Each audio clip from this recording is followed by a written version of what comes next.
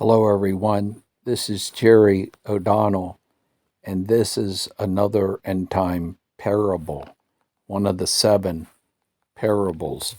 And this one is the marriage feast, end time parable 4, the marriage feast, Mathew 22.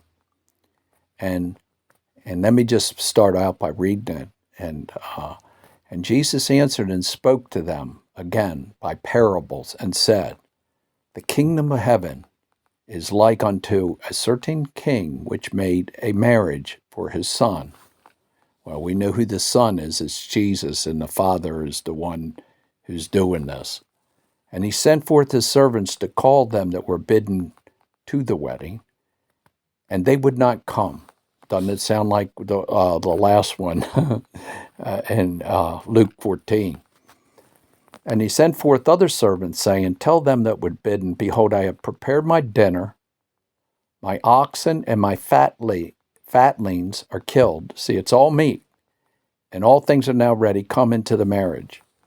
And they made light of it, and went their way, one to his farm, another to his merchandise. And the remnant took his servant, and entreated them spitefully, and slew them. And when the king heard thereof, he was angry, and he sought forth his armies, and destroyed those murderers, and burned up their city. Then say he to the servants, The wedding is now ready, and they that were bidden were not worthy. Go ye therefore in the highways, and as many as you shall find, bid them to the marriage. And so those servants went out into the highways and gathered together as many as they could find, get this, both bad and good. So you know it's not in heaven, because you would have a heck of a time trying to find the bad people. And the wedding was furnished with guests. And the wedding was furnished with guests.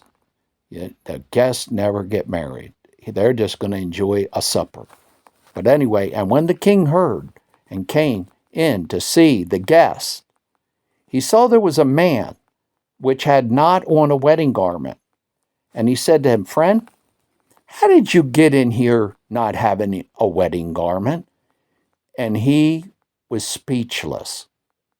And the question would be, where is he?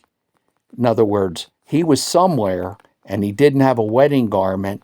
And if you knew that there was these levels in a wedding feast in those days, 2,000 years ago, the upper chamber was for the bride and the bridegroom, okay?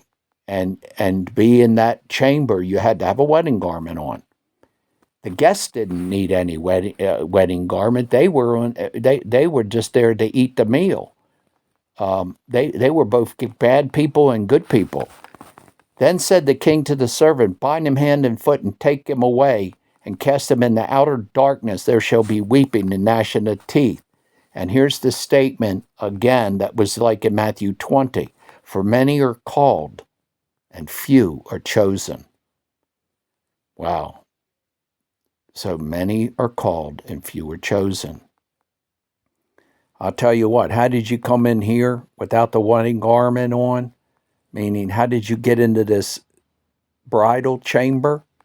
And you didn't even have a wedding garment in? They weren't allowed in there. But anyway, he said, that cast them in the outer darkness, there will be weeping and gnashing of teeth. The outer darkness with weeping and gnashing of teeth is the lake of fire. That's where they wind up. It is in gnashing of teeth. Oh boy, it's like the worst possible case scenario. But anyway, this is an incredible parable of end times. But anyway, I just thank you all for listening. And please, if you will, listen to the next 4. A lot of revelation in the next 4 parables. But anyway, may God bless.